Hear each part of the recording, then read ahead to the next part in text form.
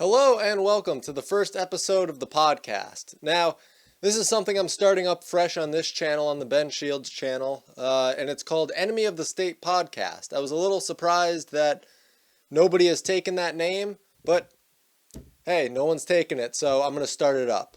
Now, we're going to be covering everything from philosophy to current political trends to any reading that I've recently done, anything that really sparks my interest that I think that I can talk on in a pretty comprehensive and cohesive manner.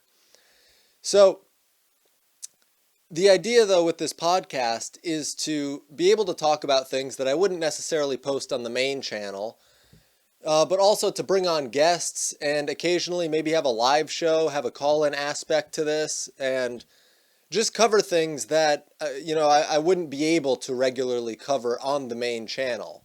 So this episode, I'm going to be talking about an anarchist border. Now, a lot of people seem to think that there's this issue where governments institute borders, and that means that in an anarchist world, there wouldn't be borders. And you saw this probably most prominently in one of Steven Crowder's Change My Mind episodes, where he was talking about, build the wall, change my mind. And there was a guy who sat down and had a conversation with him and just said, yeah, well, borders are illegitimate. I'm an anarcho-capitalist. I don't think there should be borders. And that hurt so bad because it made me just feel like this was somebody who now had a massive platform to talk about anarchy, specifically anarcho-capitalism, which is, I believe, just true anarchy. And he just made it sound like it's this stupid ideology that, why would anybody be in favor of not having any borders whatsoever? And it made me feel like he picked up the ideology yesterday. Like right before he sat down, he was reading up on anarcho-capitalism. He's like, yeah, I could go along with this. I see this means no borders because clearly governments put borders in. This makes it illegitimate. And so the big question is it contradictory to say that you're an anarchist and to say that you're in favor of borders? And the answer is no, that's not contradictory at all, because borders naturally arise. If you don't have governments instituting borders, people would still want to build borders. That's why people voluntarily build borders around their own property or around their own house. They naturally arise. And in the absence of government, there would be societies and communities that get together and say, okay, let's put up a barrier. Here's how we're going to operate it. Here's who we're going to let through. Here's the criteria to get in. And so that's why when you look at government borders, you look down on the southern border, and I did the documentary recently, and the sheriff in Nogales was saying that, that you have Nogales, Arizona, and then Nogales, Sonora in Mexico, and the city is just split by a border, and it's really hurt the economy of the city. And I mean, ideally, in a fully voluntarist society, that wouldn't be happening. You wouldn't have a wall just arbitrarily built in the middle of a city. And if the community felt like or if neighboring communities felt like that community was dangerous, then they would build walls around their community. Or if Nogales wanted to stay safe, if they felt like there were outside threats that they wanted to protect themselves from, then they would build a boundary around their city. But to put it through the middle of Nogales just shows that, it's a pretty good example of how government borders are fairly arbitrary, and they don't take into account they don't consider the markets, they don't consider the transportation of goods, the transportation of people, the movement of people, the movement of cultures. It doesn't take any of that into consideration because the culture in Nogales, Arizona, is very similar to the culture in Nogales, Sonora, as far as I was able to tell. So to draw a boundary in the middle of that city doesn't make much sense. And there are quite a few other places that you can look where it's the same story. But then, of course, you have, vast differences between like Ciudad Juarez and El Paso and Nuevo Laredo and Laredo and Tijuana and San Diego. I mean, massive differences there. But the big issue with the big issue with borders is, like I was saying, when governments institute them. It's not the fact that they exist. And it's the same reason that, I can call myself an anarchist, but still support certain things that the police do. And it's not that I'm just A-okay with the state institution of the police. It's that they provide a service that I would want to be provided in a society that I voluntarily am living in. They do things, like you wouldn't want somebody to be able, and of course then there's alternatives to police, like the dispute resolution organizations. The idea is you don't take people and put them in a cage against their will for doing something that you deem a violation of your moral code, but you exclude them. So and this is the beauty of the free markets, is that, if there is, say, a florist in your town that is a religion that you don't agree with, then you don't go and you don't buy from the florist unless he has prices that you can't argue with, unless he has the lowest prices. And then you put your differences aside and it doesn't really matter. And that's why the great unifier really is capitalism. The great unifier is not government. It's not force. It's not this just idea that we have to change how people think. No, you get people to do what they're best at, what they can contribute to the vacuums in the market. And, people survey them. People are subjective. People survey people selling something on the market from as many aspects as they feel that they need to. If they don't agree with somebody's morality and they're selling things at the same price as somebody else, then they're going to go to the person who lines up more with their morality. And this is part of the idea of cultural shifts and how morality spreads, because people have a fairly axiomatic morality. Don't kill people, don't steal from people, don't rape people, don't force people to do something against their will. Fairly standard stuff, and a society can function on that. You start getting into the more intricate aspects, and then you're looking at dispute resolution organizations, you're looking at contracts, you're looking at other means that don't rely on a state institution just having a blanket code for everybody, because there are some areas that just don't agree with it. So when you look at, like, Phoenix, Arizona is a place where in 2007 they rescinded their designation as a sanctuary city, but yet there are people in the community that still want to harbor illegal immigrants. And so there are people in Phoenix that don't want to do that, and there are people that do. So when you have a community that is set up by government to be the city of Phoenix, but you have these two different cultures splitting apart the city, there's no reason that they shouldn't be able to set up their own communities, that you shouldn't be able to split that into two different communities and have the one that doesn't want the illegal immigrants, that doesn't want, in illegal immigrant, I get that it's the government calling them illegal for illegally entering the country, which means that they went against the code that I'm railing against right now. But to be in a community that doesn't want you there, that's the big takeaway, is when you have somebody in a community, generally the society wants to make sure that they're not going to be harmful, that they're not going to be detrimental to the community. And so the issue with illegal immigrants, and I feel perfectly fine calling them illegal immigrants, the issue with that is that they're not documented, they're not checked, there is no background check. They often don't have papers, so even if you ask them, oh, are you going to contribute and work here? It's like, they can give you any answer at all, and it doesn't matter, because it's as truthful as, or you have to take it like it's as truthful as any other answer, because you just don't know. You don't have a way of knowing. So my issue with something like the police is, again, the fact that they're a state institution. They have the backing of the state, and that removes free market forces from having pressure on them to do what the community wants. So when a police department messes up, or when the government messes up and we have illegals flooding in through certain parts of the border, the answer is, oh, just give them more money, just funnel more money at them. Same thing we see with public education.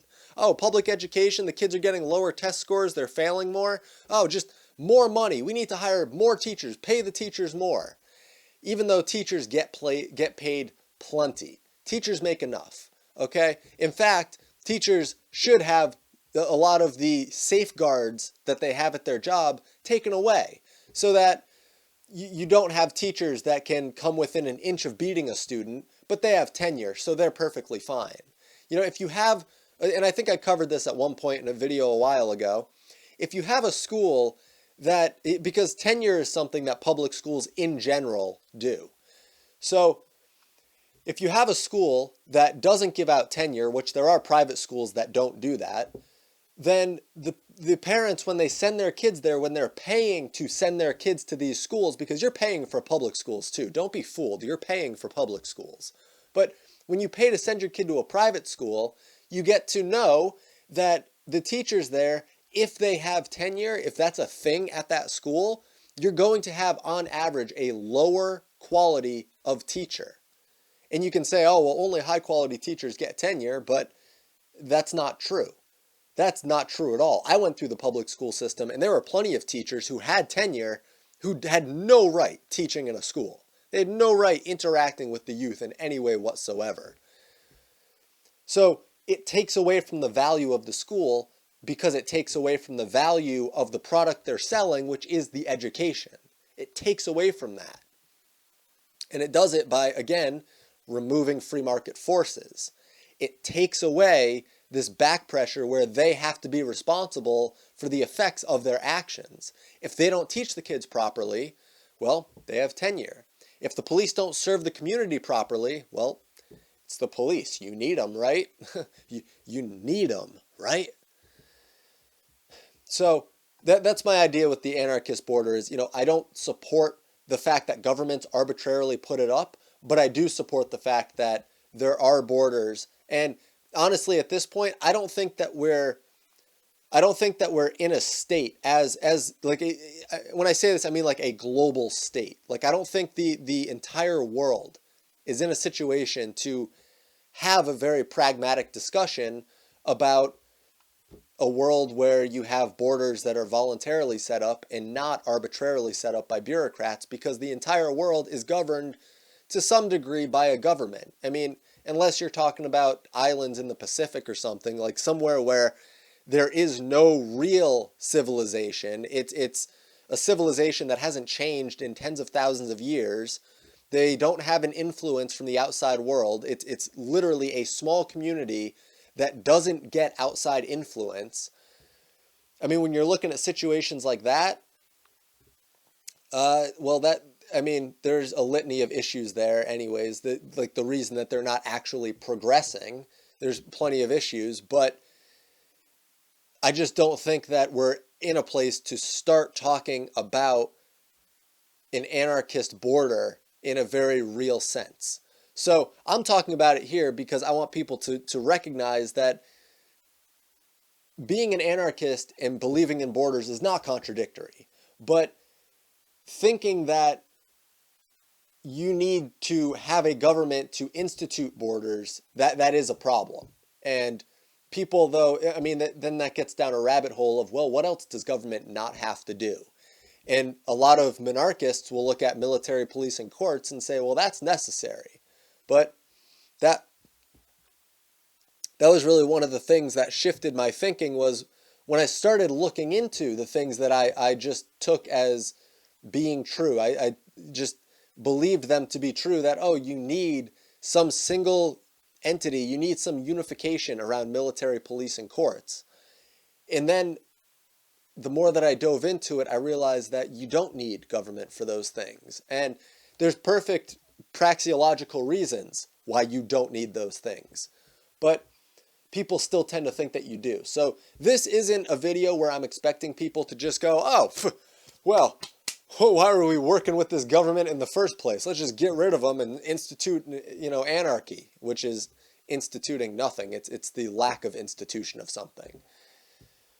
I'm not expecting that from this video, because I'm not throwing in everything in this video. I'm only talking about an anarchist border and trying to help people think of it in a more pragmatic sense. But at the same time, I don't think the world is in a place where we're going to see that kind of setup or lack of setup in any real way. Now, as far as talking about an anarchist border, the opposite of anarchy is a totalitarian state or tyranny. It would be, the final end of a collectivist state. And recently I just finished reading a book. It was F.A. Hayek's Road to Serfdom. And it was a fascinating book. It really was. And of course, there are certain things that I took issue with, certain things that I disagree on. And the big thing in the book was the fact that F.A. Hayek is a classical liberal. So meaning that he's like a very minimal government kind of guy, because it's not like, it's classical liberal. You guys know it's not liberal in the modern sense. And you find that with some great thinkers, it seems to be few and far between, but Jordan Peterson is another example of somebody like this, where if you take the culmination of everything that they've said, and then you ask somebody who's seen pretty much everything that there is to see for this person, if you ask them, would this person be in favor of universal basic income? The answer would be, no. No way. No way would they be in favor of universal basic income. But F.A. Hayek is, and it's kind of strange because he tries to make a distinction between providing somebody a standard of living and providing somebody the minimum necessities for life. And I just don't see how you can make a distinction there. Because when you talk about the minimum standards for life, well, okay, so they get a wood hut in the woods made out of sticks and a bow and arrow, and maybe some flint and steel. I don't know. That's what they get.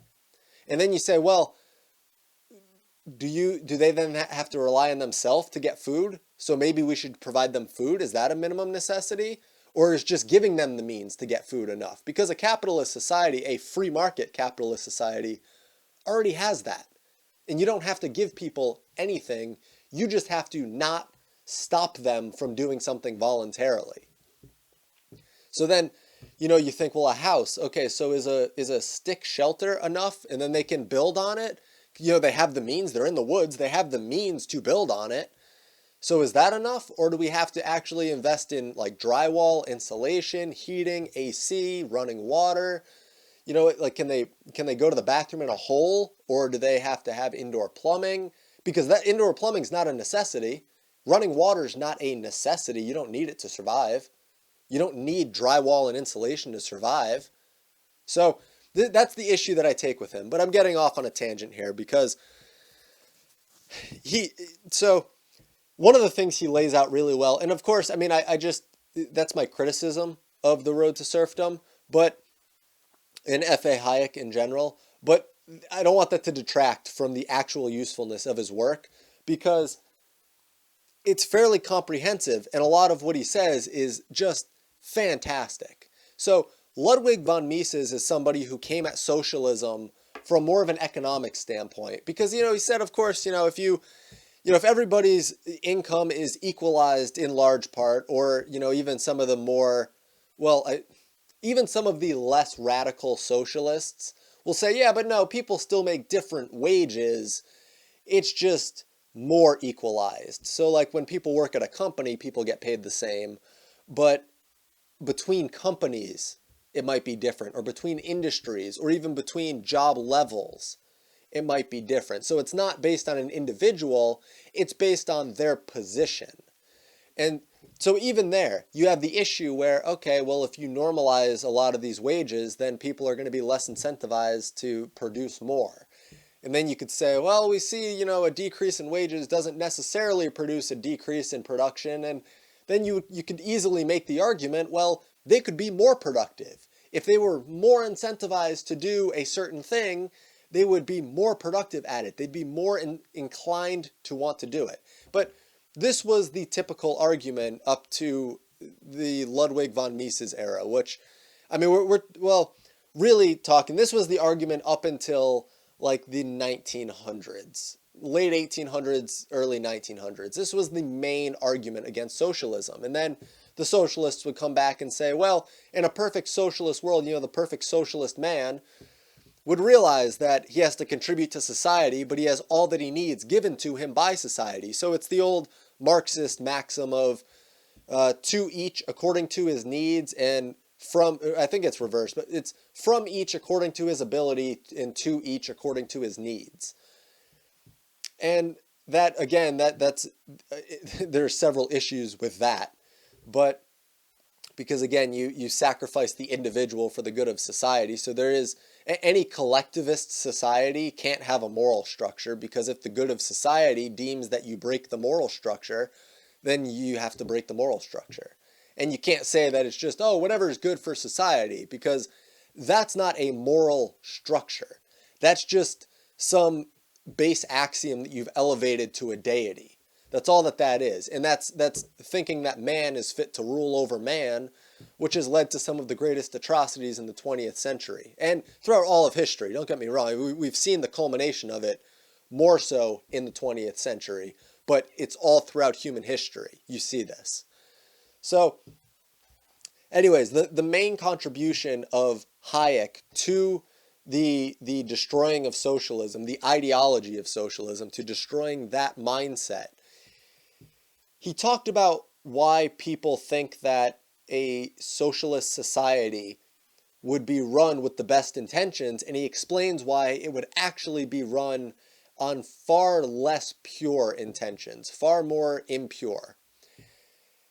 And it starts with the idea that, the masses tend to think that, well, if we have a socialist society, whatever the masses want, the masses get. If the masses want socialized healthcare, the masses get socialized healthcare. If the masses want socialized education, they get that. Socialized energy, they get it. Whatever the masses want, that's what they get. And what Hayek says is, that's not exactly right. It's not that the masses get what they want. It's that the largest group that has enough unification to direct the affairs of the nation will have control. That's the group that'll have control. So it's often not the masses. You saw this in Soviet Russia with the Bolsheviks and the Mensheviks. The Bolsheviks means majority party. Lenin called his party the Bolsheviks, meaning the majority party, even though he was the minority party. He was not the majority party. So again, you see this commandeering of language also, and that's something Hayek points out. He says that the word liberty is used just as much by tyrannical regimes as regimes with pure intentions, like the American society setup or the founding of America. The other thing that Hayek points out is that when you look at this group that's directing the affairs of the nation, he said, as you move up in the levels of intelligence, as your morals become more refined and they become more directed towards truth, you find that people start to lose similarities among each other. They start to become less similar. So when you have a group that's unified enough to direct the affairs of a nation, he says it's going to be governed by some of the lowest morals, the lowest intelligence. It's just going to be made for the sheep. It's going to be something that's very superficial, very primitive. People don't have to think about it. And he said the problem with this is that because this group would not be the masses, it wouldn't be the masses in a society, they have to bring people to their group. And the way that you bring people to a group is by appealing to negatives rather than positives, because finding a common enemy among people unites them much more so than finding some common good that you can unify around. And oftentimes the one is labeled as the other. Fighting the enemy is labeled as the unifying good.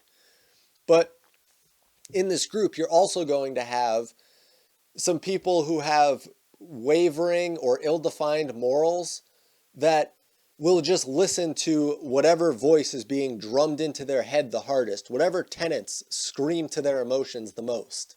That's who they're going to go with. And so this group directing the affairs of the nation just has to suck these people in, and then it has to get them to find an enemy. And that's the reason that Hayek says socialism will not be carried out with the best intentions, but rather the worst. and it will always devolve into a totalitarian state of chaos. So I know that this encompassed an anarchist border, my little brief summary of Hayek's Road to Serfdom, some of the more important points that I took from it. But I hope that you guys enjoyed this. This wasn't terribly long. I'm going to, do this, not going to set a posting schedule, just going to do this as often as I think is necessary, as often as I think I can do. So thank you guys so much for tuning in. Feel free to leave comments down below. Let me know if you want me to do more of these, if you want me to cover a specific topic. Okay, well, the camera just died right there at the end of the podcast, but I'm wrapping it up. So thank you guys so much for tuning in, and I'll see you in the next one.